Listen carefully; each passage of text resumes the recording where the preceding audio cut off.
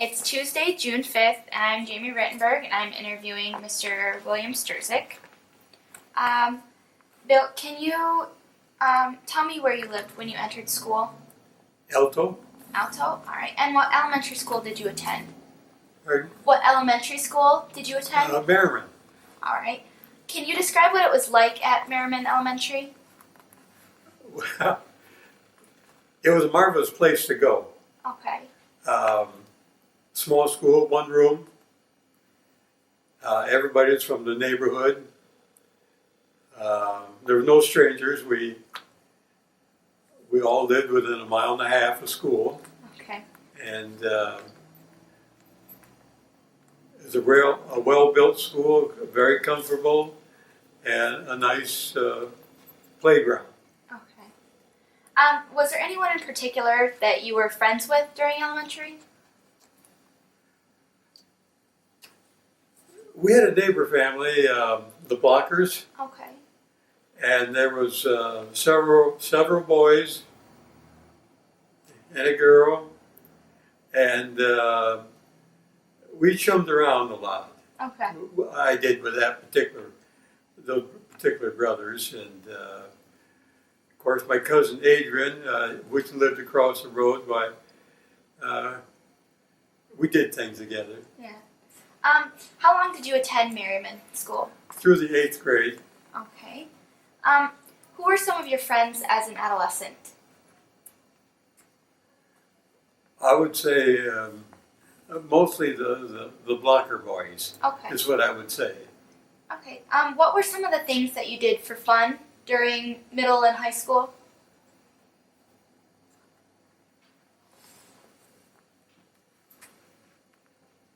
Mostly fun was softball, I guess, Okay. and a few neighborhood activities, maybe once in a while, Yeah. Were there any teachers in particular that were influential in shaping who you are today?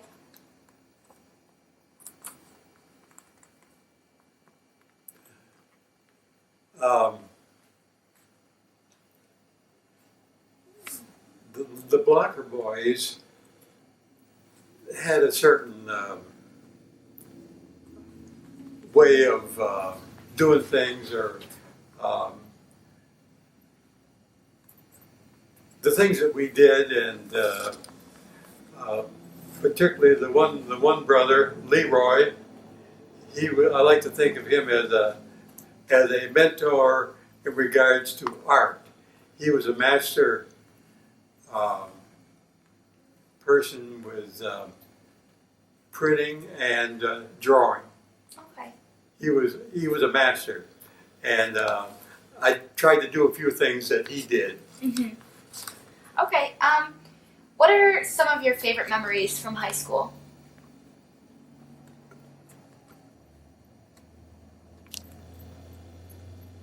Of course, baseball. Mm-hmm. Baseball was one of the things that we did, and then I don't know if you do that today or not, but we had these.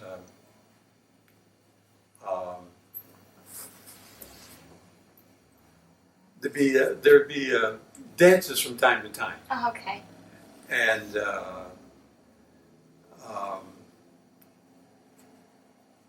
music that was played, you might learn some new songs, some new type of music, which was enjoyable, of course, Okay. and maybe once in a while there'd be something interesting with a particular teacher, maybe. Yeah. Okay. What was it like in your town when the Korean War broke out? Nothing unusual. I can't think of anything unusual. Okay. Were you drafted into the army or did you enlist? I was drafted Okay. And where exactly did you train? for Camp Chaffee. Okay. That is right near Fort Smith, Arkansas. Okay. Can you describe what the camp was like?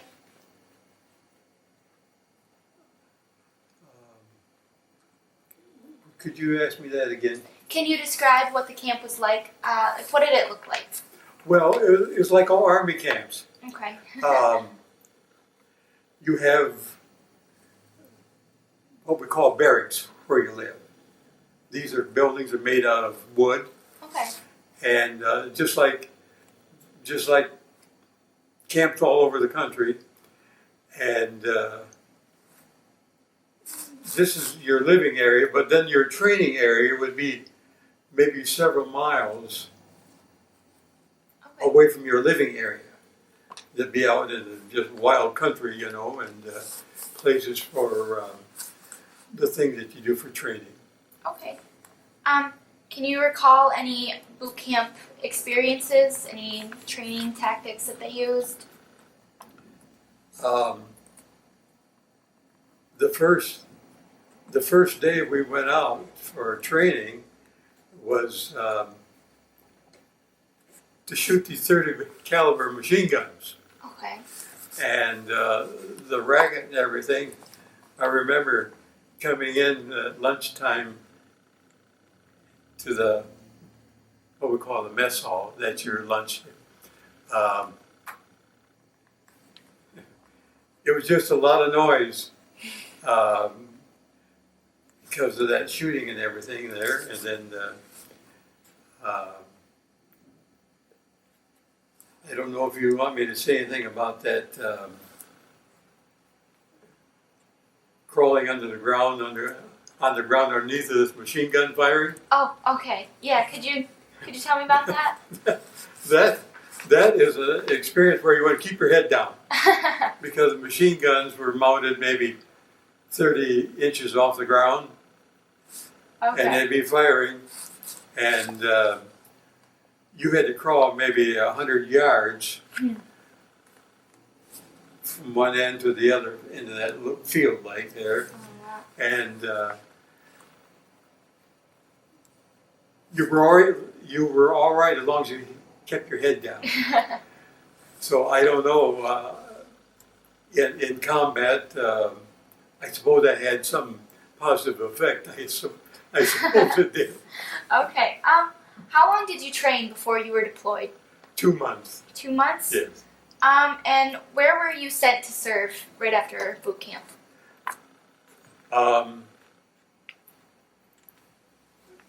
We went home for a week or two, whatever it was, and then we went to Camp Kilmer.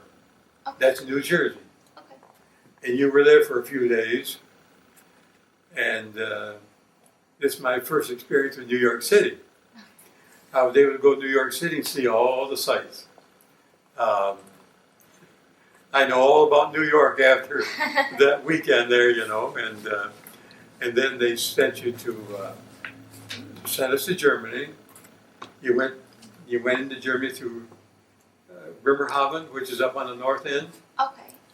and then we took a train ride down to the south end of Germany Okay. to well,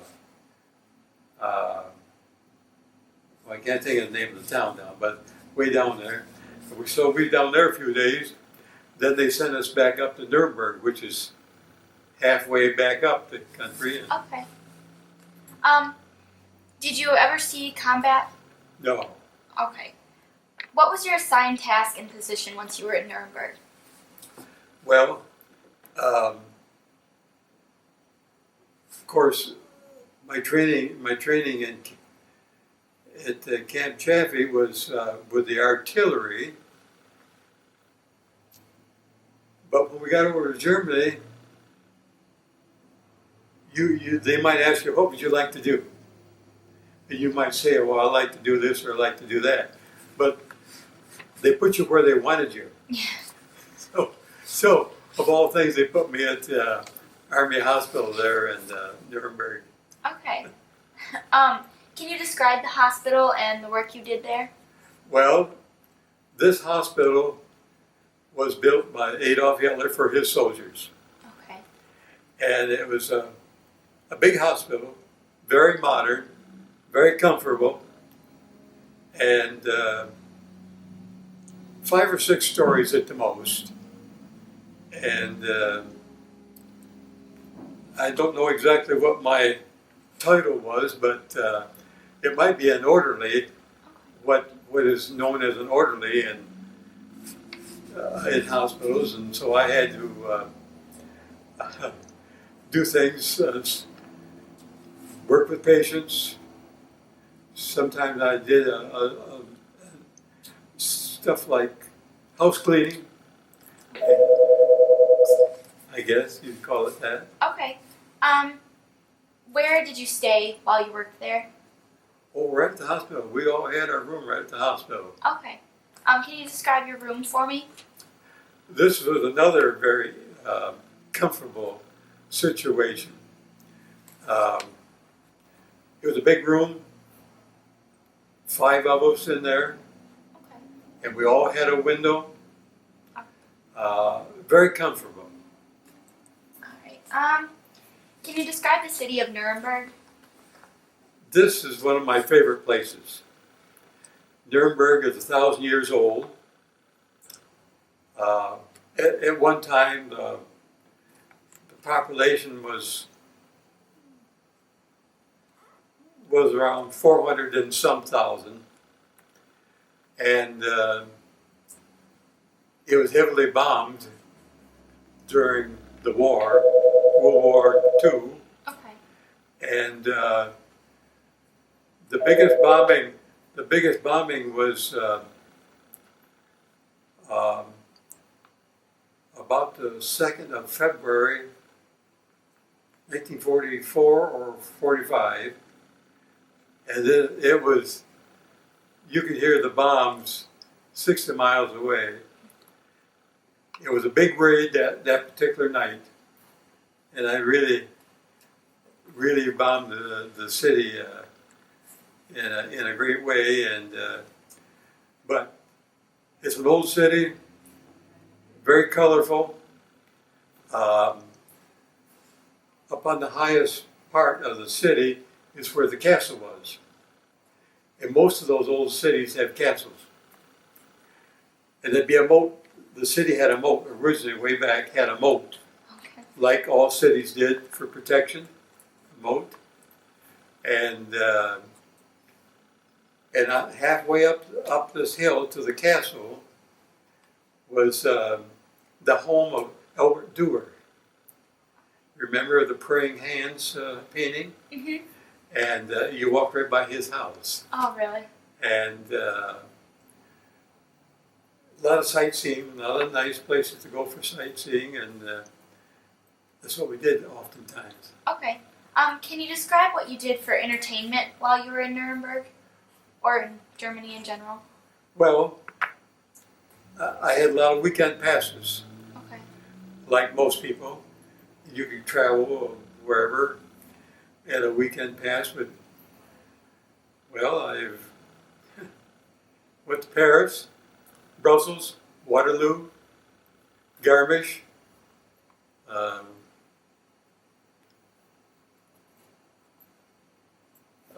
places like that, and then Nuremberg. There's always entertainment in Nuremberg, places to go. They had carnivals. They had what they call fashing. Fashing is a type of carnival, Okay. and a lot of activities, and similar to like carnivals here. And my thoughts are about that is when you go and play games like in carnivals, or I think it was easier to win over there Yeah. when you did games, like shooting or tossing this or that. I think you could win a lot easier over there than you could here. Can you tell me about when you saw Eddie Fisher? Pardon? Can you tell me about the time you saw Eddie Fisher? I'm sorry, I don't understand.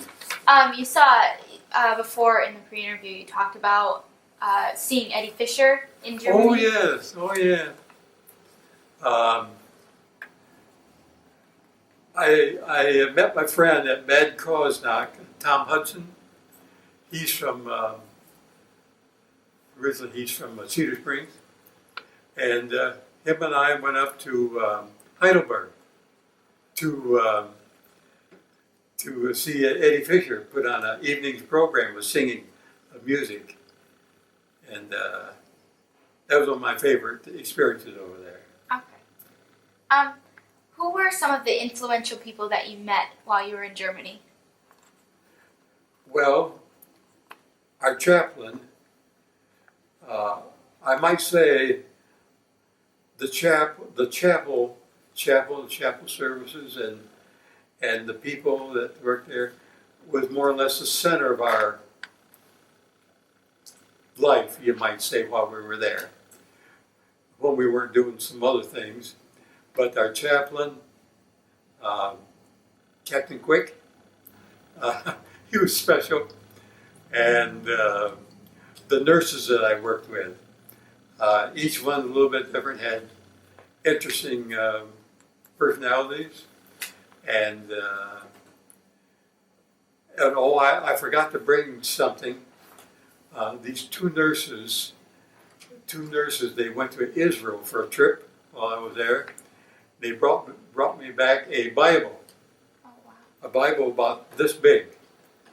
And the interesting thing about it was it had a hard cover, wood. It was supposed to be olive wood. You've heard of the olive tree in Israel. Mm-hmm. That's what it was supposed to be, what made it special, you see. It's a King James version with these hard cover wood. And so I forgot to bring that, but that's one of my favorite things. And like I say, the nurses, I worked with nurses every day, and they were very, well, I went to visit one nurse at, later on, after I got out of the Army, Newberry, you know where Newberry is. Mm-hmm. One of our nurses, that's where she comes from. Now, I didn't get a chance to meet her when we stopped there because she was working at another area. And then we went out to Fort Riley in Kansas, and we met some of our former nurses that had been restationed back at Fort Riley in Kansas. We stopped there for a visit in October of 1954, I think it was. Okay. Can you tell me how you met your wife? Well, A little bit about her. we were working together in the hospital there in Nuremberg. She was a nurse, German nurse. She was German. You want me to tell you about the Czechoslovakia thing? Mm-hmm. Definitely. Well, she was living just inside Czechoslovakia from the German border, and that was the Sudetenland, which originally was part of Germany until the end of World War I, when the Allies took away some of the former lands from Germany, and up in the Polish area and Prussia, and then they created Czechoslovakia. The Allies did, and but you still had these maybe 3 million Germans living in what had become Czechoslovakia. So in 1944, they had to leave and go to Germany, resettle in Germany. They had to leave that Czechoslovakia area. And so she wanted to be a teacher. She did, but it didn't work out that way. She wasn't able to go to school for different reasons when she got back over to Nuremberg.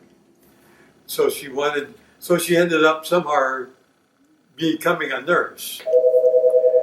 And so she had some different jobs. And finally she got to the American hospital there, where I was. And I worked with her I worked in different places. different locations in the hospital, different positions.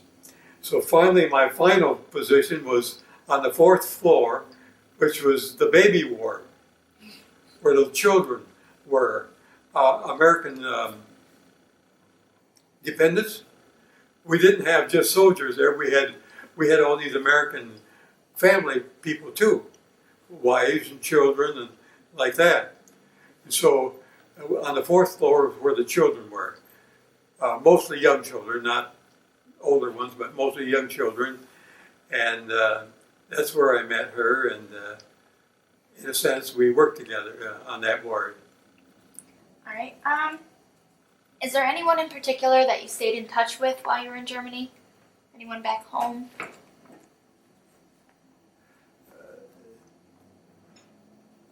While I was over there, nobody in particular other than just the family. Okay. How long did you serve in Germany? 17 months. Okay. And can you describe what it was like coming home after serving?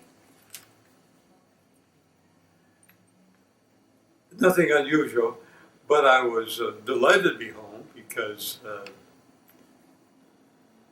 it's just a normal thing, you know. Living was okay over in Nuremberg, but you still was away from home. Okay. Were you married to your wife while you were in Germany, or did you come home? Did you bring her home with you? I came home in March 1953, and I went back in December to get married. Okay. What did you do to reestablish a daily routine once you got home?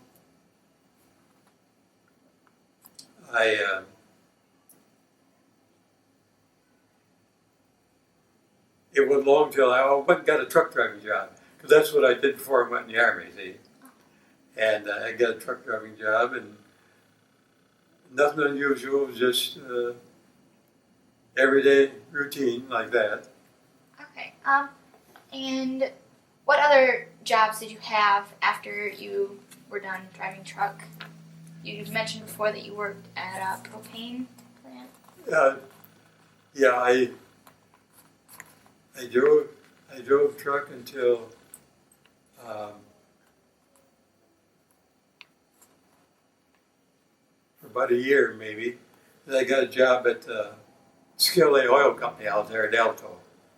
That's underground storage, propane. Okay. And I worked there for 8.5 years. Then I went back into truck driving. Okay. How do your military experiences influence who you are today? I don't know if there's any particular influence, but there are a lot of memories, of course. A lot of memories of basic training and all the places that you visited and all the people you met.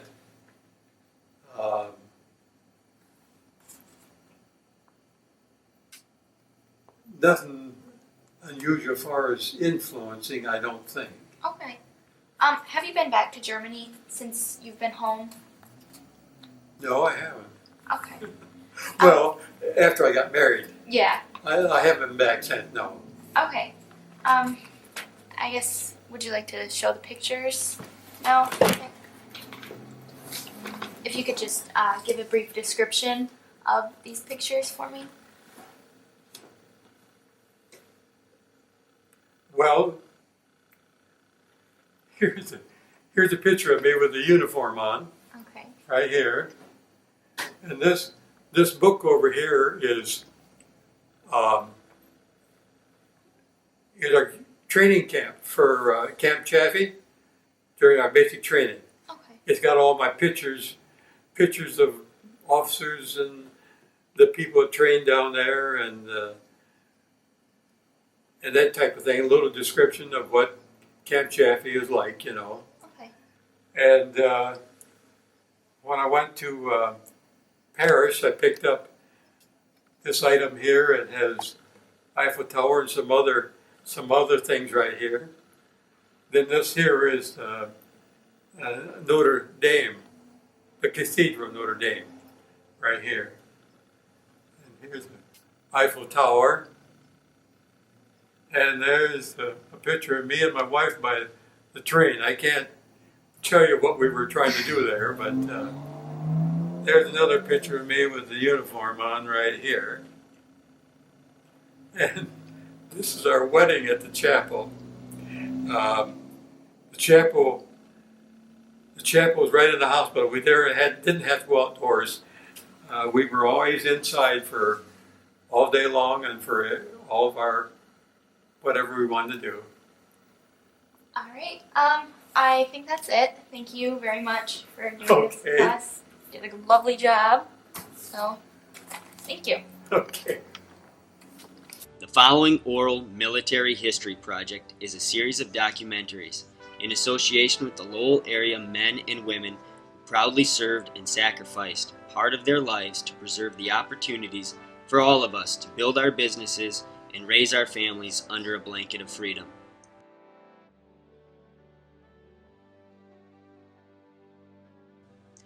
The Lowell Area Historical Museum educates, enriches, and inspires our community and visitors through the preservation and presentation of Lowell area history. For reservations and more information, contact the Lowell Area Historical Museum at 616-897-7688.